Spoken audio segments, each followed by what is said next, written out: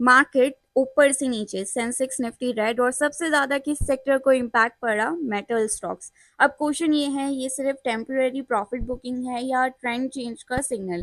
Let's decode. Hello everyone, welcome back to the channel. Friday की trading session में Indian stock market में थोड़ा pressure दिखा।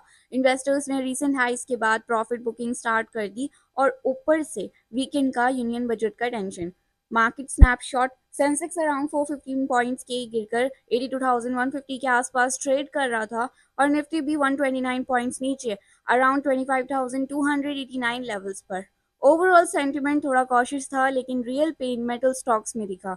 Metal sector crash क्यों हुआ? फ्राइडे को मेटल स्टॉक्स में हैवी सेलिंग प्रेशर देखने को मिला। हिंदुस्तान जिंक, वेदांता, हिंदुस्तान कॉपर, नैल्को सब के सब 5% से 9% तक गिर गए। निफ्टी मेटल इंडेक्स लगभग 5% तक गिर गया और ये डिक्लाइन एक स्ट्रॉन्ग 3 डे रैली के बाद आया। सिंपल वर्ड्स में, जब रैली तेज होती है तो करेक्शन भी स्ट्रॉन्ग होता है। Global cues and commodity shock, इस सेल ऑफ का बिगेस्ट रीजन कमोडिटीज का शार्प फॉल।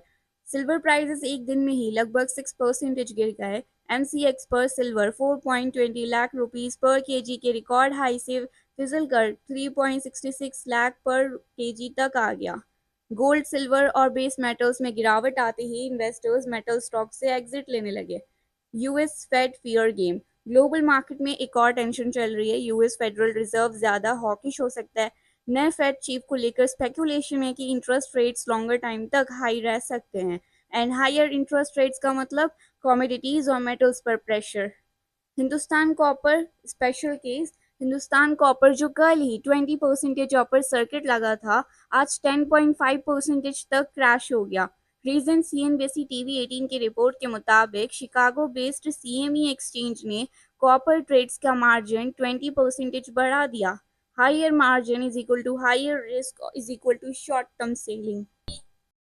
कमोडिटी वॉलेटिलिटी, पिछले 24 घंटे में कमोडिटीज में एक्सट्रीम वॉलेटिलिटी देखी गई। कॉपर प्राइस 2025 में अब तक 42% ऊपर जा चुकी है। वीक डॉलर, चाइना डिमांड और सप्लाई शॉर्टेज के डर की वजह से। लेकिन एक्सपर्ट्स कह रहे हैं एक्सपेक्टेशन थोड़ी ज़्यादा वन साइडेड हो गई है। वॉलेटिलिटी बढ़ रही है तो रिस्क मैनेजमेंट ज़रूरी है। Why copper is called doctor copper. Copper को इकोनॉमी का हेल्थ इंडिकेटर माना जाता है। Power grids, constructions, EVs, infrastructure, हर जगह कॉपर चाहिए। Strong copper prices is equal to strong economy और गिरते prices is equal to slow down का signal.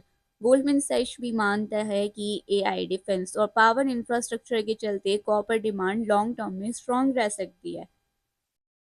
What next for metal stocks? Long term view, short term में volatility रहेगी, ये clear है, लेकिन लॉन्ग टर्म स्टोरी स्ट्रॉन्ग है।